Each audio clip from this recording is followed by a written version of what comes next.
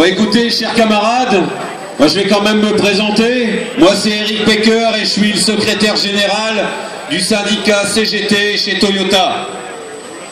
Alors là, je vais intervenir, je profite de ce rassemblement pour intervenir pour dénoncer les attaques contre les libertés ouvrières, contre les attaques contre les droits syndicaux.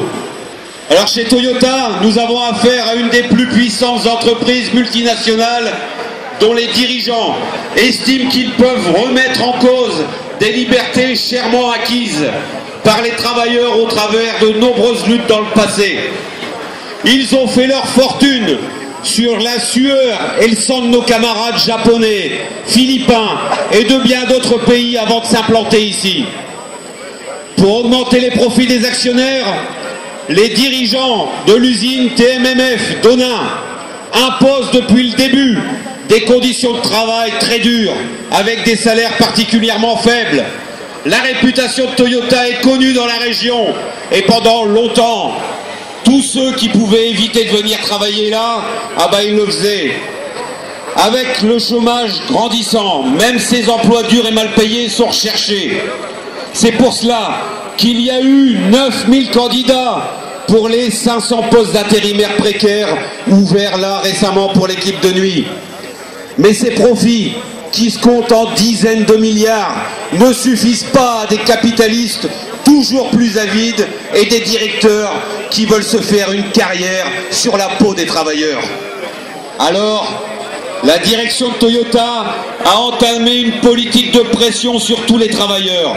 Les demandes de jours de congé sont refusées, les avertissements pleuvent pour un oui ou pour un non. Et le quotidien, ce sont les brimades et les vexations. Et si l'encadrement ne se plie pas suffisamment à cette politique de pression et de brimade, ce sont les chefs eux-mêmes qui sont humiliés devant tous les autres chefs lors des briefings quotidiens.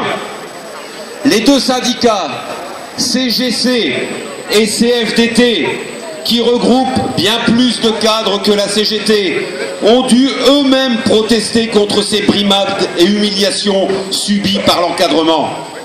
Mais la direction de l'usine s'en moque. Elle n'a pas changé sa politique de tenter de faire baisser la tête aux ouvriers et à l'encadrement. Comme cela ne suffisait pas, que les syndicats sont des pôles de résistance à la politique de la direction, c'est aux militants syndicaux que la direction de Toyota s'attaque maintenant. Une histoire a été montée de toutes pièces contre notre camarade Edith Weishaupt, à qui je demande de me rejoindre, qui est là, avec des faux témoignages, pour l'accuser d'avoir agressé verbalement et physiquement une de ses collègues de travail. Face aux protestations venant de l'usine et aussi de l'Union départementale CGT, de l'USTM, de la Fédération de la métallurgie CGT, la direction n'est pas allée jusqu'au licenciement, mais a mis 5 jours de mise à pied sans salaire à Edith. C'était déjà une sanction inacceptable. Mais comme si cela ne suffisait pas, quelques semaines plus tard, la direction décide de la muter, pas très loin certes, mais sous la responsabilité d'un chef, dont la réputation est connue dans l'usine. D'autant plus que ce secteur de peinture, il y a des postes de travail où l'on est seul, complètement isolé dans une cabine de peinture, sans aucun contrôle de la part des travailleurs. Alors, soit Edith accepte cette mutation et se retrouve dans une bien mauvaise posture, avec d'autres histoires sans témoin qu'on lui mettra sur le dos, soit elle refuse et peut-être, du coup, elle peut être menacée de licenciement. Eh bien, ce chantage de la direction de Toyota n'est pas acceptable. Edith ne l'accepte pas et la CGT, nous tous, nous ne l'acceptons pas. Juridiquement, la direction n'a pas le droit d'imposer une double sanction. Syndicalement, c'est une entrave aux libertés syndicales. Et puis, c'est une atteinte à la dignité humaine. Mais ce n'est pas tout. Car c'est moi-même, en tant que secrétaire général du syndicat, qui est menacé d'une sanction pouvant aller jusqu'au licenciement, selon la formule consacrée que vous connaissez tous bien, pour en être passé par là, Et la direction me reproche d'avoir diffusé des tracts dans le couloir d'entrée de l'usine un jour de grosse averse.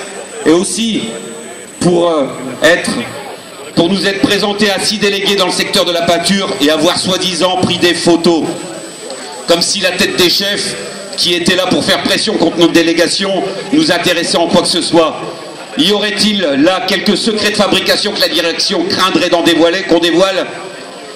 Et ce n'est pas tout. Bien d'autres militants ont reçu des sanctions. Je ne vais pas citer tous les cas, ce serait trop long, mais un seul, symptomatique. Il y avait un obus de la guerre, la dernière guerre, à 50 mètres de son atelier. Et comme la direction ne faisait rien, Jean-Christophe Bailleul, qui est là, délégué au CHSCT, a appelé les pompiers. Résultat, un avertissement écrit. La CGT n'est pas la seule organisation visée. D'autres militants syndicaux sont aussi sanctionnés. Alors, on ne peut pas continuer à laisser agir la direction de Toyota dans cette politique répressive généralisée. C'est une mise en cause de tous les droits des travailleurs et une atteinte aux libertés syndicales à Toyota, mais cela concerne les travailleurs et les syndicats bien au-delà de Toyota. Car si une grande entreprise comme celle-là arrive à écraser les travailleurs, leurs droits et leurs syndicats, il y a bien d'autres patrons qui s'engouffreront dans la brèche pour faire reculer la classe ouvrière de 50 ou 100 ans en arrière. Et on peut mesurer dans toutes les entreprises du secteur que les patrons sont prêts à s'engouffrer dans une éventuelle brèche.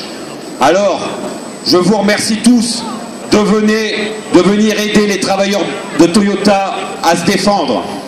Et d'ailleurs, aujourd'hui, de 12h30 à 2h, nous allons distribuer un tract de la CGT Métallurgie. Eh bien, j'invite tous les militants, que vous soyez de la métallurgie ou pas, tous les militants attachés aux libertés ouvrières, attachés aux droits syndicaux, tous ceux qui ont pris conscience qu'on ne peut pas laisser une brèche s'ouvrir par les attaques de Toyota, venez de 12h30 à 2h aujourd'hui pour distribuer le tract de la CGT.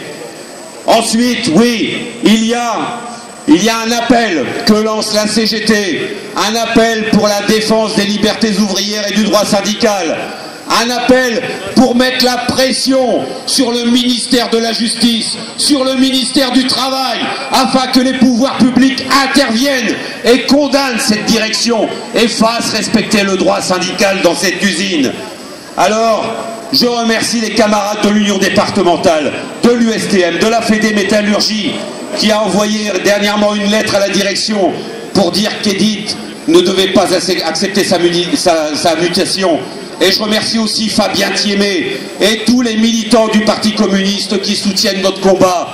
Et j'ai une nouvelle toute fraîche de ce matin. Thierry Lepan, le secrétaire général de notre confédération, va signer l'appel et va envoyer un courrier de soutien aux syndicats. Alors, camarades, cette mobilisation doit s'élargir. C'est juste le début d'une campagne, car il ne faut pas laisser les patrons pouvoir s'engouffrer dans une brèche que la direction de Toyota est en train d'ouvrir. Camarades, je vous demande de militer pour cette cause, parce qu'en militant pour cette cause, vous militez pour vous, vous militez pour les travailleurs de vos entreprises, vous les militez pour l'ensemble des droits du monde de travail dans ce pays. C'est pas parce que Toyota est une boîte japonaise, c'est pas parce que c'est une entreprise japonaise qu'elle ne doit pas respecter les lois françaises. Merci.